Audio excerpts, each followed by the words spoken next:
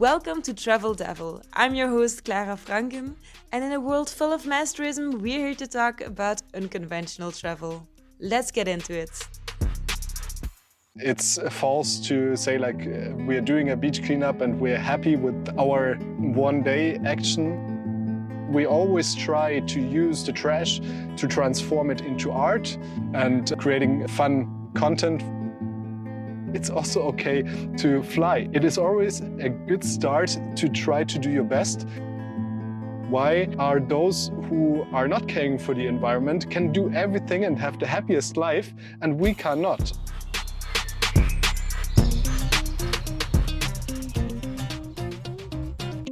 Hello and welcome to Travel Devil. Today we're talking about trash and microplastics, which we encounter when we travel, but also in our day-to-day life.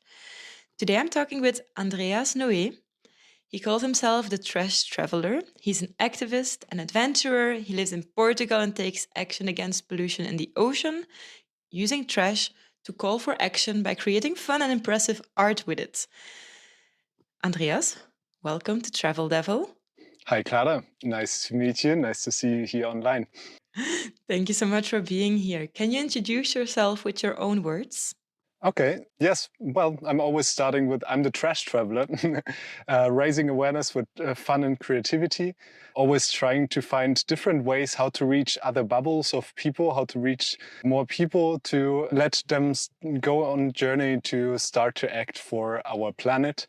And whatever comes to my mind, whatever is creative enough, I'm trying to do. I have here my ukulele, which is always with me.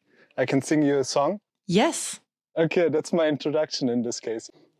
We're picking trash not to clean, but to make you realize where the ocean starts.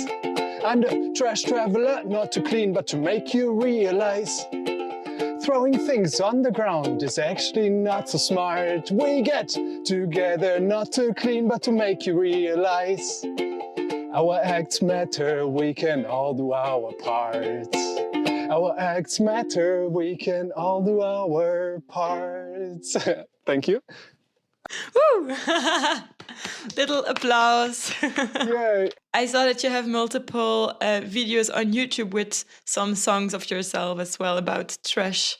Yeah, the ukulele is always with me, and maybe it's more famous than actually me. And yeah, over the last 5 years, so many little songs like these came to life. Also with other people. Once I meet people, I try to brainstorm about something new. And yeah, like this, we always keep on smiling and connecting the cause with positivity. Yeah. Yeah, that's amazing and that's so important. So thank you for doing that. I really love that. With my guests, I always like to dive a little bit more in like their teen years, their younger years when they grew up. So can you tell me something about how it was like for you as a kid to grow up in today's world, and how did you connect to nature or environment? Yeah, so I'm from Germany, actually. I just moved to Portugal, so I'm based in Lisbon. But I grew up in Germany, and I'm from Constance. That's a small town. It's on a big lake, the Lake of Constance, close to the border to Switzerland with the Alps. So I have a lot of nature around me all the time, like enjoying in summer times the lake, winter times the Alps. So my connection was quite strong to nature constantly. Funnily, as a child, with 4 years of age, I even decided to be a vegetarian. And I always asked my mom if that's an animal on my plate or not. And if my mom didn't lie to me and said, yeah, it's an animal, then I didn't want to eat it anymore. So like somehow even as a little child, I already had quite a conscious mind of why do we need to eat animals? Why do we need to harm something else? And why can't we just eat plants? I continued eating meat until I was 6 years old, until my mom tried always to sneak some meat in.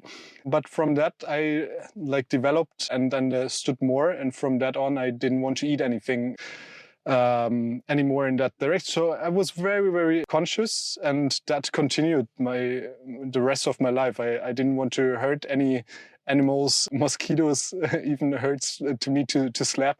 So it's, yeah, for me, I grew up with a very harmony in with nature. And yeah, my parents were eating meat and fish. It just came as a bycatch basically. And yeah, they brought me for sure into nature as well, and were very concerned about giving the right education. So I was very lucky also with my parents to let me choose this lifestyle basically, even as a kid. Yeah.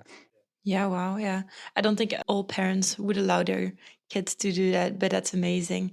I also became vegetarian when I'm, I think, 10 or 11 years old. And for me, it was because I was like a big horse girly and I loved horses. And one day I saw in a journal that they were selling like baby horse meat.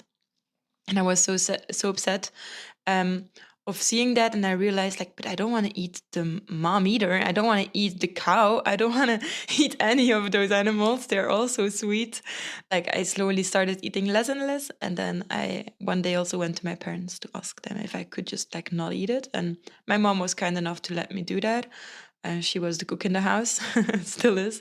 So it was perfect, and I'm the only vegetarian in my family as well. But yeah, that's amazing.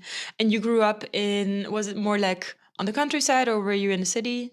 It's a small city of 80,000 people, something like that, yeah. But a lot of green around and water, yeah. Hmm. And did you travel a lot as a young person? Yeah, well, as a kid with my parents, like all 3 times we went camping. We never visited any hotels. That was quite new to me once I grew older. But it was always camping holidays, and afterwards, yeah, like after finishing schools, it started to travel actually around the world. So there I also had a non-sustainable or more or less sustainable travel phase. I think I was not too conscious about that impact. I was what 14 15 years ago already, and I was traveling a lot around the world, seeing many different places. But I think like even though I was not so conscious, it opened my mind. And traveling is always, doesn't matter if conscious or sustainable or not, we understand how other cultures are living, and we understand more about how the world actually works. So in any way, travel is, in my opinion, a quite important part for people to do, to understand and to learn also about the world. Yeah. Yeah, yeah, I agree. I think it's very important that people get out of their town or their city and see some other part of the world, even if it's just a neighbor country. So at least you can understand the other people a bit better and have a better understanding of like this world. We're becoming such a globalized nation, whatever. So yeah, you call yourself a trash traveler. How did you choose this catchy name? Yes, that's a good question. In the beginning, I didn't know anything about Instagram, social media, but I quit my job. I'm a biologist, molecular biologist, and I was doing my PhD and was researching on leukemia. And then I was surrounded with all trash. Like I love to surf, and I surfed every 3 minutes here in and around Lisbon. And so I was confronted by the amount of plastic at the beaches, but further, like the amount of plastic when we go shopping. In the end, you're just going crazy because you're just wrapped basically in plastic. And that consciousness grew and grew and grew. And at some point, I quit my job basically because I wanted to do something for the ocean. It was just way too much. It was not for me fulfilling anymore to be in an office and continue my biomedical career. So I just changed and started to pick up trash. And picking up trash alone, that was my first day. I was thinking, okay, now I have this challenge of traveling and picking up trash. But it always needs to be fun and positive, because that's me as a person. Like I hate fighting. I don't like clinches with people. I always try to make other people feel good. And I think that's for me my life purpose, basically, of trying to always communicate in a nice, fun, positive way, because I believe we tackle issues much better if we have like a very nice discussion. And so like this project also needed to have some joy, some fun. And that's why it was so easy for me from the beginning, taking my ukulele, playing some funny songs and creating fun content for social media. And on the way, I was thinking, yeah, this account also needs a name. And traveling is one big part of my life. Trash is nowadays a big part of my life. And so I put it together, and that's how the Trash Traveler popped up. It was just like a very fun 5 minutes brainstorm, and I kind of liked this name. Yeah. Yeah, amazing. But how much were you traveling at that time? Because you said you were mentioning you were picking up trash while you were traveling. Did you travel to many countries and then want to like solo do solo cleanups, or was that not necessarily the case? Or like Yeah, well, it was. I quit my job, and the idea was basically I just travel with. I had a van, camper van back then. I travel until I run out of money, and then I go back to Germany and continue my biomedical career. mm, I did this for half a year. Then I ran out of money. COVID came, and I needed to think, okay, what to do now? And I was so deep into this issue after half a year. I ran out of money, but I still was too deep to turn back. And I just needed to rethink my project. It was a very spontaneous project, day to day. I was traveling along the coast of Portugal and picking up trash, creating a video. So like in the first half year, every day was that the same without any goal to reach anywhere. I didn't have really much plan. It was day by day, a very spontaneous journey until my resources are limited. And from that, I had to think, okay, what am I doing? And then I first was the first time to think really much about my purpose of this project. I never asked to create a project. I didn't want to be like an influencer, what people say nowadays. I don't see me as one. I just see me as a person doing something for the mhm, ocean, and then it just developed in a very beautiful way. And here we are sitting. But it was all basically in Portugal. I wanted to yeah. travel the coast of Portugal, and so it was a very local travel, basically. Hmm. And would you say that Portugal was the place where then your trash traveler persona came out? Absolutely, yeah. I even feel nowadays still in Portugal, I'm more the trash traveler. When I go back home to visit friends and family, I'm more Andreas. So it's like two personas, and like it's. I like to see it also that way, because like this, like as a freelancer, or if you have your own project, it's difficult to make like a barrier. What is you as your person? What is work? So kind of, it's very difficult to take this apart. But somehow I also understood this is the trash traveler is more like an artsy persona that I created within me, and Andreas is like a more serious, normal person, and everything that goes crazy is the trash traveler, and everything else is me. Yeah. No, that's probably nice to draw the lines as well for your personal life, but I can understand how intertwined it is because your work comes from your passion. Like you were even continuing when you were out of money, you were saying. So, I mean, it's very intertwined, so it's probably difficult, but it's good that you now found like this thin line probably in between. And also the countries which are making a literal border. Okay. Was there actually, because you were mentioning now you were moving to Portugal, before that you were in Germany, I guess. So you moved to Portugal for your work and then you quit your job and then you started doing this trash traveler.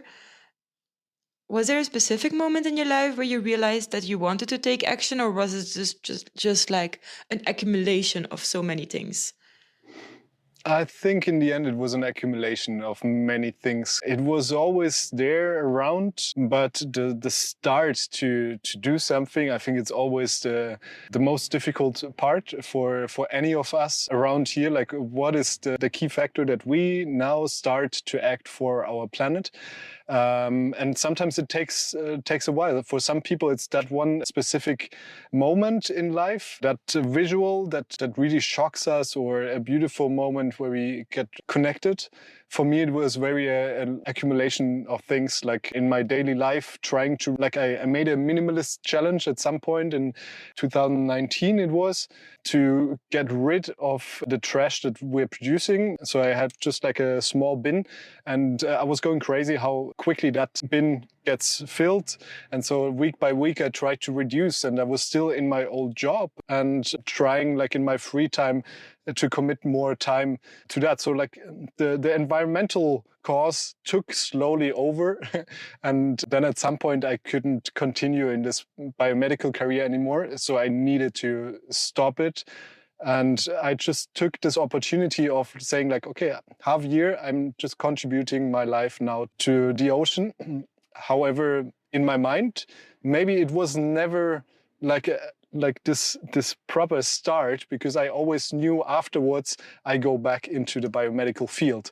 Only on that journey, I realized I want to continue this and I can't get out anymore.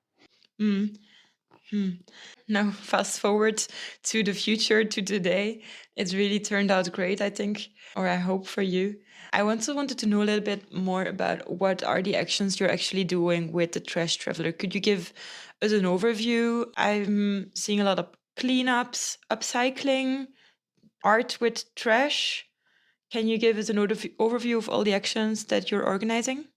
Okay, that's that's difficult because, as I said, it's like so many things, and just whatever comes to mind, whatever raises awareness. First, that's the main point. So it's not possible to clean up this world. When I quit my job and just cleaned up, it was also more about cleaning.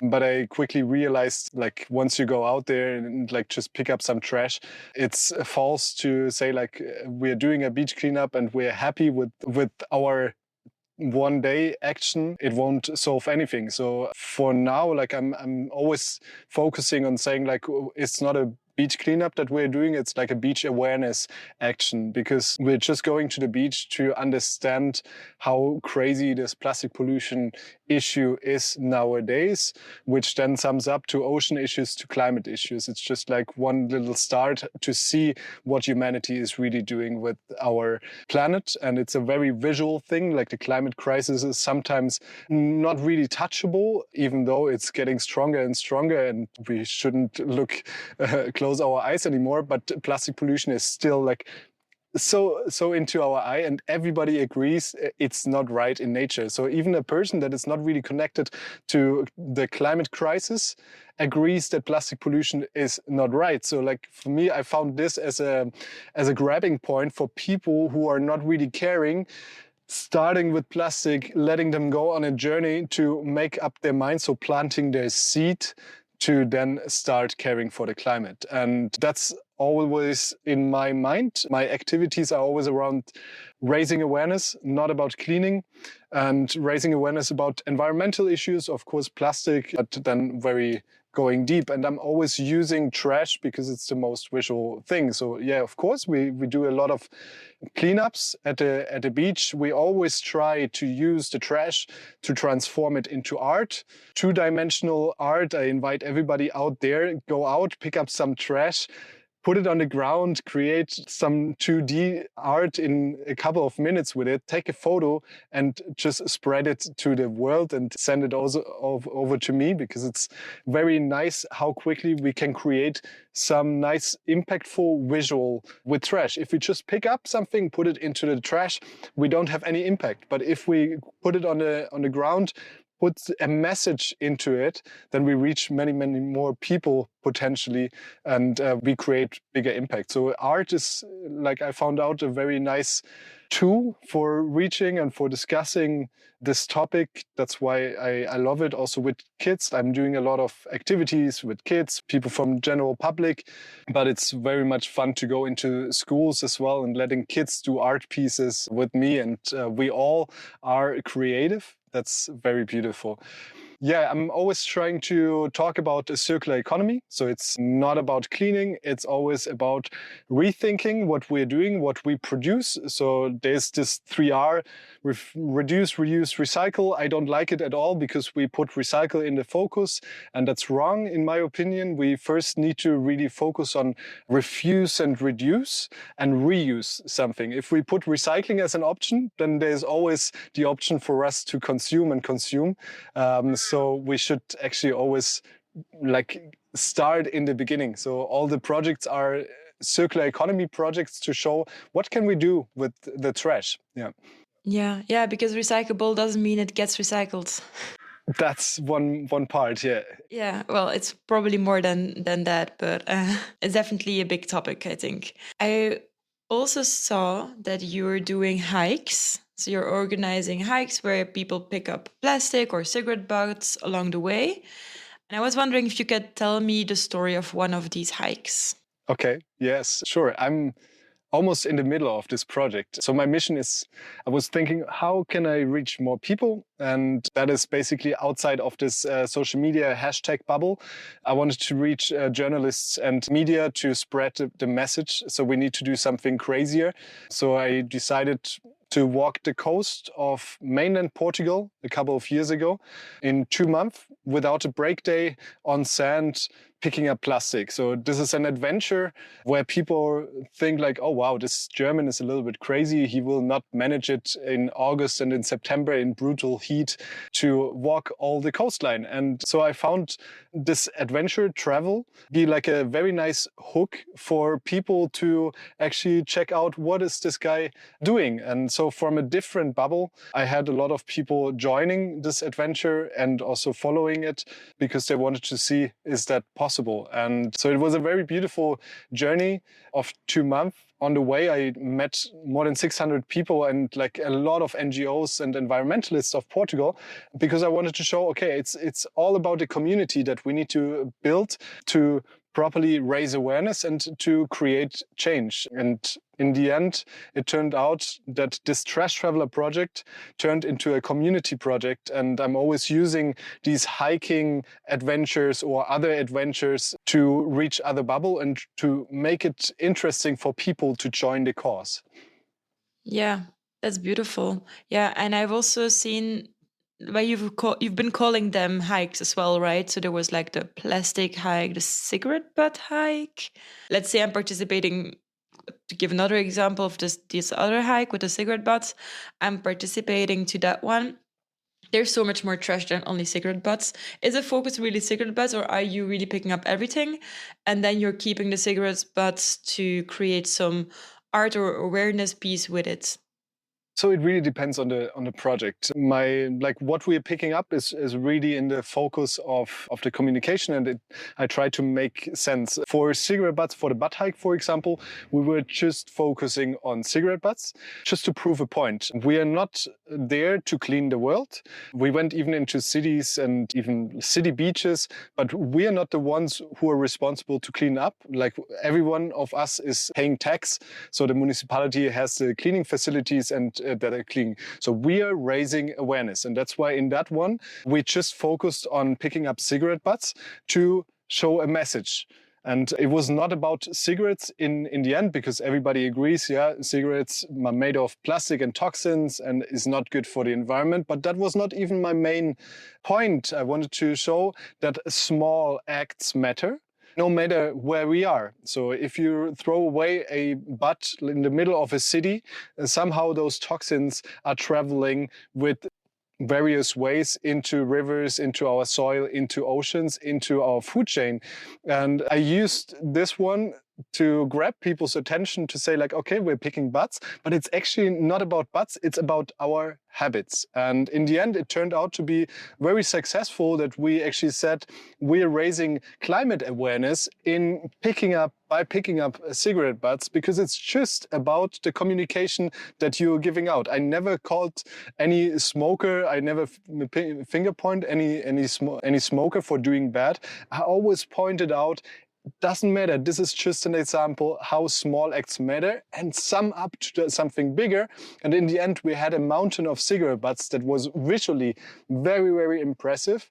And I never talked about the impact of cigarette butts much, but about our little acts that sum up to something bigger if we come together. Yeah. Yeah, wow. I think that really explains a lot and also shows how important communication is, because all of these people participating, because if you want to gather this amount of cigarette butts, I don't know how many tons or how many kilos of cigarette butts did you gather in the end? In that one project was 1.1 million cigarette butts. That's the amount of cigarette butts? That's exactly the amount of cigarette butts. I don't know the weight actually. Okay, but yeah. I mean, we can probably like wait one little cigarette butt and then try to. Then sum it up. It's gonna be a lot anyway. Yeah, if it's okay, crazy. Yeah, and it's nice to hear that it's not about pointing the finger, right? It's just about like doing a small action, and it's also about maybe making people think about the fact that they should just not throw it on the ground either. Like there's places to put the cigarette butts. We don't want to tell people like, oh, you shouldn't smoke. Or maybe you shouldn't, but that's not the point. The point is that it's here on the beach and it shouldn't be on the beach. Yeah. Exactly. And I think it's just a starting point for other people because, like, okay, I'm not a smoker, so I don't need to think about it. But actually, maybe there's other things that I'm doing wrong in my daily life. And step by step, I can find also, it's just like an example of many and a very visual example. But it's for me, it would be awesome if, because of that, people start to think about their daily acts. And there's so many. And I'm not perfect. Nobody's perfect in this imperfect world. But we all can do our parts to contribute to the bigger. And in the end, we're creating a movement. This movement is then putting pressure on politics to adapt proper change. And that is a nice thing for us to think that it sums up, and we actually do manage to create some changes. Yeah. I think it's also about these unconscious acts we do, right? Because everybody, I don't know, like I probably ate a cookie today or something, which was also wrapped in plastic. But if you would eat that and then leave the trash on the ground, then it's good to call it out, I think, if you see it. But then most of the time you don't see somebody actively throwing it on the ground. So then it leaves another person to go and pick it up.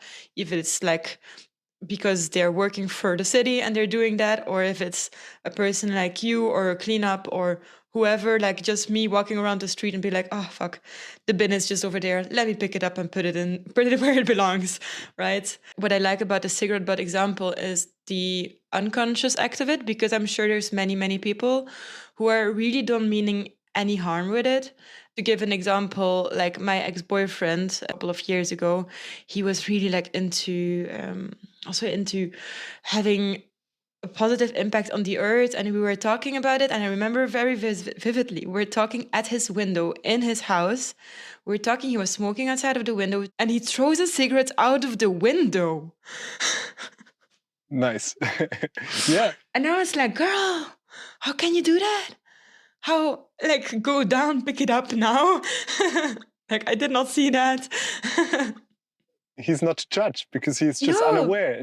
But that's the perfect example. And I had many of those on these projects where people are looking to us and saying, what the hell are you doing? But in the end, like engaging into this discussion and having a positive, nice fact-based like discussion with a person, that is making like, oh wow, yes, that's true. And that is just the example of how we are unaware of so many things. And this world is so difficult to understand. Like every of our products like that we use in our daily lives, we have no idea, or very difficult. We get an idea how this product is produced, where it's produced, about all the conditions. So like it's so difficult for us consumers to make actually the right choices. And so we actually should never judge another person. What do you actually think is like the biggest challenge now to encourage people to reduce their plastic waste, specifically for travelers? What is the most difficult, most challenging? Yeah, what's the most challenging? Like, why are people not changing? Like, what is the biggest challenge that you see from your point of view? Yeah, I think it's the overload and sometimes feeling helpless in doing things, especially on travels. Everything gets more difficult if you go into a different country. Once you're in your local environment, you can try even more like to reduce your footprint because you know your stores, you know where to shop and what to get. But that's a huge challenge. So that adds on top of your traveling decisions, it adds like this conscious decisions as well. In the end, I think like after all those years, also like at some point being pretty much down and think like, okay, where's this point? We can do the best that we can do. But I think the most important thing is actually as a message, don't get crazy because those people who are listening this podcast, I believe they're quite concerned about doing good and conscious travel. Please travel, but please don't be feeling bad with if you're buying something in plastic on your travels or not, even in your daily life, because we can do as much as we can to have a good impact. But we are just those small ants basically of contributing, and sometimes doing also wrong choices is all right, because this world is way too difficult to live in, and in the end we need systemic changes, so it just gets replaced. Plastic alternatives get found, and we have other solutions. So we can just do the best that we can, but please don't get depressed and almost sitting around and don't do anything because you're afraid of doing something wrong. It's a super difficult topic, but in the end, it's just like try to do your best. And in the end, you need to look back on your life and see like, okay, was I doing the best I could in having still a very happy life? Because I think that sometimes our sustainability world, we're getting depressed. We're not doing many things because we always think about the consciousness. Why are those who are not caring for the environment can do everything and have the happiest life, and we cannot? And so I'm trying to actually introduce that it's also okay to fly. It's also okay to go somewhere else. It is always a good start to try to do your best, but there's always so many other decisions and options that you have to say like, okay, this is maybe now too difficult. And for you, chapeau that you went from Portugal to Leipzig, like when you came here by train. I love this, and this is an immense journey, but it's sometimes also just not doable, and so it's okay to also fly sometimes. Yeah, I did fly to go to Portugal because I couldn't afford to do it on both directions, time-wise and money-wise. Because just to give you an idea, I already talked about this on my podcast as well, but I have spent, I think it was 29 euros to go. The trip by plane to go back would be 44 euros. But instead of flying back, I wanted to go by train. So it was 400 euros. So it's like 10 times as expensive just to take the train. And then you're like on the road for at least 4 days.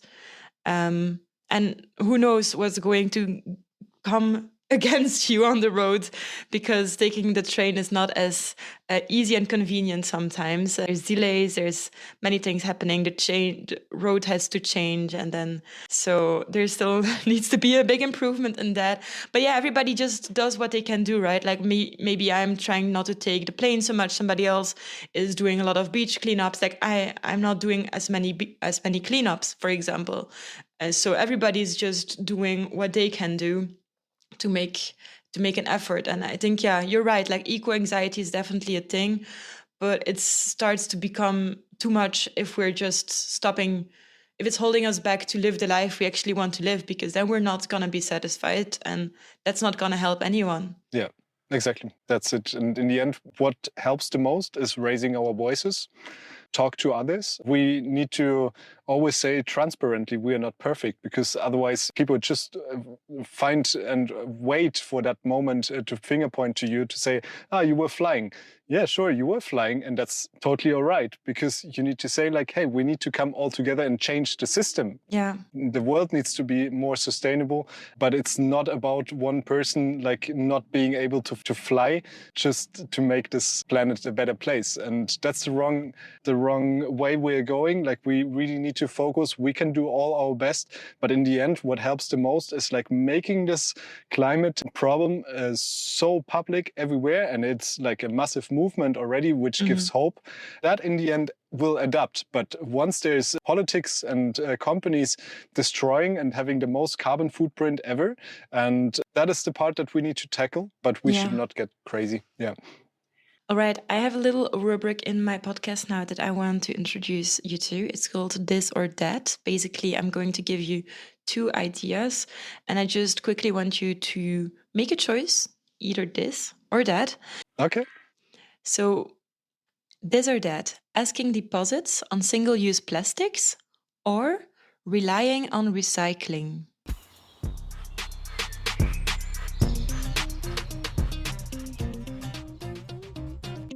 Asking deposits on single use plastics or relying on recycling? Deposits, because we need to implement like a real circular economy. And that means we need to value products after the end of its usage. And in an ideal world, every material has value. And we need to make sure that everybody of this world is valuing that. If we're just relying on recycling, then it's your choice if you recycle or not. But if it has actually a value, you are forced to put the end of the product into the right container so it's efficiently recycled. Otherwise, recycling is just a farce. Okay. This or that. More education campaigns or stricter environmental laws? Stricter environmental laws, but it's very difficult. I think we need both. And from more environmental education campaigns, we get more people on this movement to then easier implement laws. So that's the final way is laws, but on the way we need to create this pressure. Mhm. This or that. Local community led solutions or global corporate accountability? It's the same answer as so global corporate responsibility for sure. And that is only possible if we on local level, anywhere around the world, show the issues, get on the streets, get to action and create that movement that those companies, corporates get hold accountable for. Mhm. Okay, last one. This or that. Banning single use plastics or incentivizing alternatives? Yeah, in the end, I can both, but I would say banning single-use plastics. In the end, it's a definition what it is. No, like again, a circular economy is what we need. In a circular economy, you don't have single use, basically. So you have systems implemented to reuse any kind of product. So I would say, like, if we manage to implement that, because nowadays we have a super low percentage of a real circular economy implemented. If that would go like to a massive percentage, we would solve so many ocean and climate issues just with a circular economy. So ban single use. Doesn't matter if it's plastic or paper, because most of it just gets replaced by another alternative, like a paper cup, which is coated with plastic, which is even worse to recycle. So it's misleading the consumer sometimes. So rather focus on reuse and circular products. All right, thank you so much. It was a little this or that section. Thank you so much. Yeah, awesome. Now, I also wanted to know what's something that you learned about trash and plastic in these last years that really blew your mind. That really blew my mind is that microplastic gets everywhere and it's in our brains, it's in our blood, and the most important, it's being found in the human placenta. Just let that sink in your mind. And this is not to make you feel scared of everything, because we do not yet know what happens with the microplastic in our bodies. It's just like this massive alarming sign that we humans are managing to mess up everything, but also us. And this is sometimes like the best example for why are we actually acting? Why are we doing cleanups, awareness sessions? Like I'm always asking, do we do that for the trees and animals? And I'm always trying to push, no, we're like doing environmental activism. We're protecting the climate, not for any animals, but for us. It's our base to live. And without a functioning ecosystem, we are nothing. And it's a beautiful example that we have microplastics already in our bodies, even in the placenta. And that is just food for thought that we're not doing it like for animals. We do everything for us, for our health, for our children in future to come. Yeah, that's crazy. That's crazy to know. And we also, like, I don't know about the latest research on that actually, but we also don't know yet what these microplastics in our body will develop, right? And it's just, if it's already there now, like, and we continue to put more waste, more microplastic into the world. We're just gonna have more microplastics in our bodies. It's kind of scary though. I don't want to be doom thinking, but it is scary. I have to say that. But yeah, okay. That's definitely something mind blowing. Yeah. Yeah, but Crazy. definitely nothing to be scared of. Like, so we're still living, and many people are touching a lot of plastic, and but in the end, that's what we don't know. What happens? We can live with plastic in our bodies, but it's just a way to think. Hey, okay, what are we actually doing? And maybe in our kitchen, like if you have a plastic cutting board.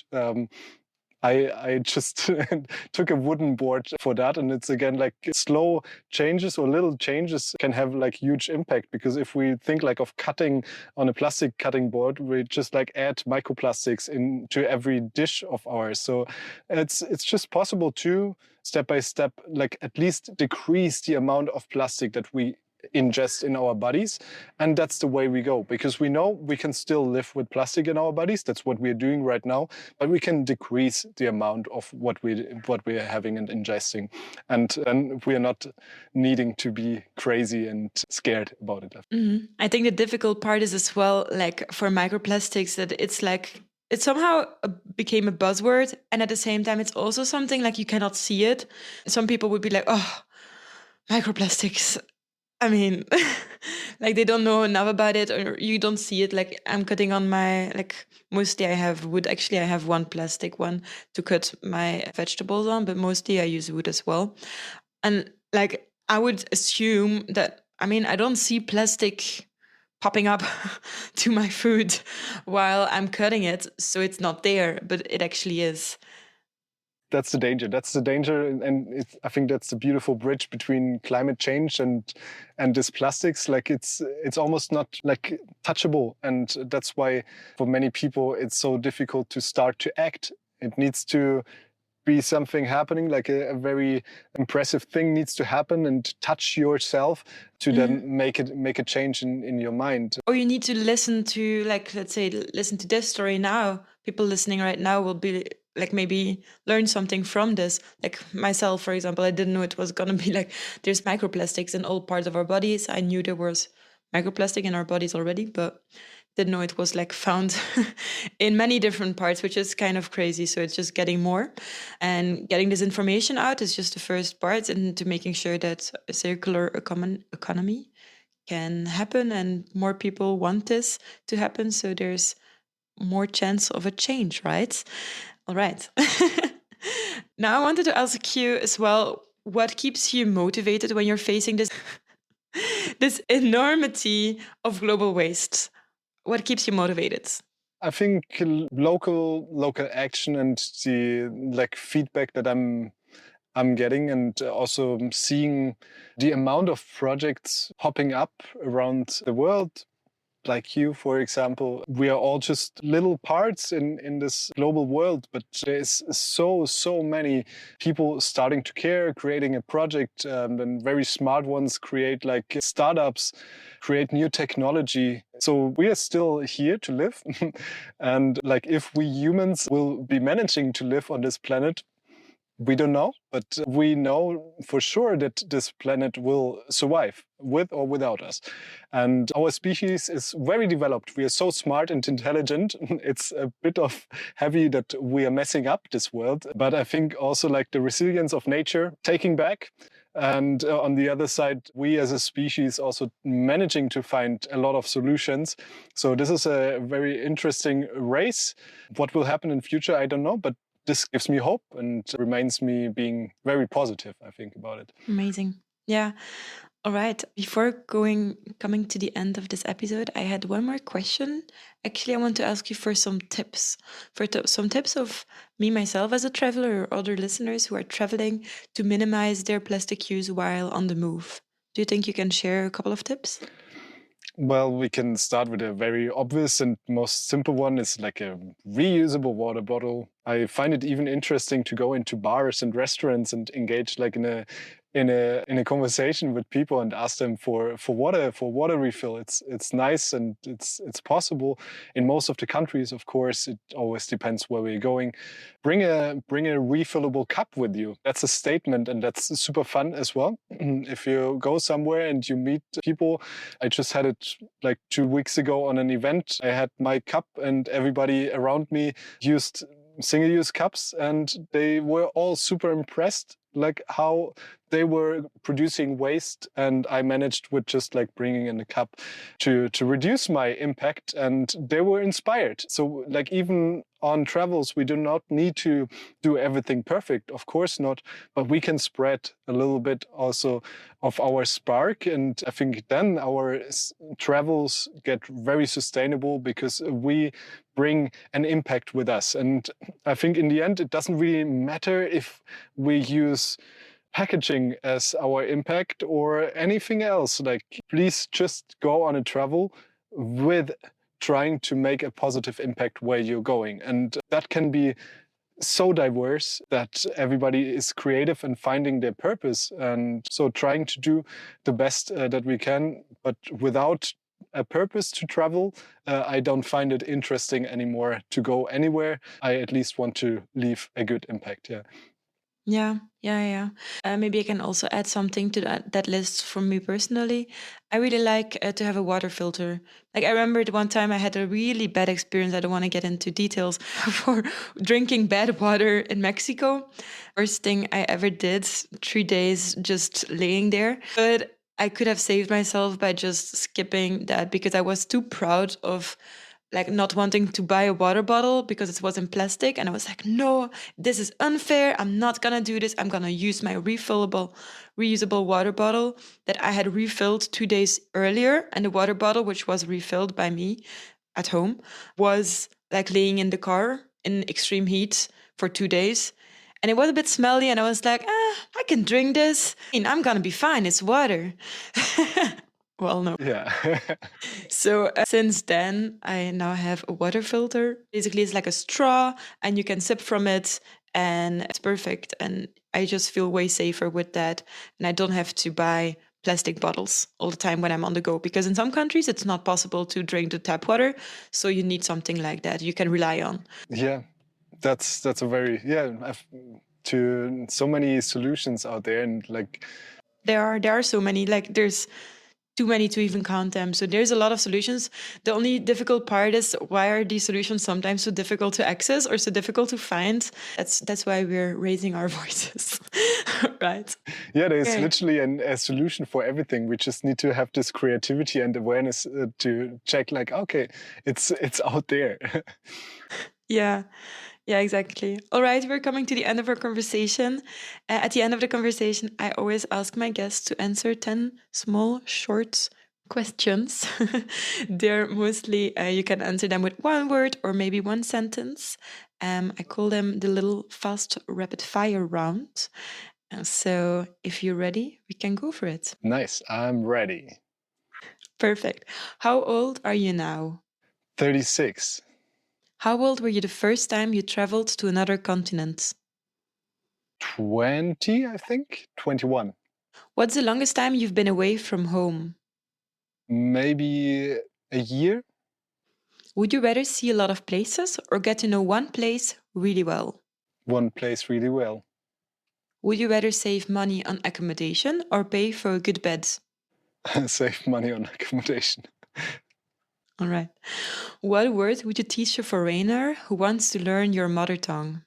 I don't know, related to, I think like be kind. It's a very nice one. Like since quite some weeks, it doesn't go out of my mind anymore, because in the end, we all just need to be kind. And once you are kind and empathic on travels, then you don't need any words. So just that as a thing to give to that person as a food for thought. Freundlichkeit. Freundlichkeit, yeah. Okay, yeah. That's the German word. Okay, Thank you for perfect. that. Okay. Yeah. What's your favorite travel song or a song you like to listen to when you're on the go? Now I need to say it's the Trash Traveler songs. Woohoo!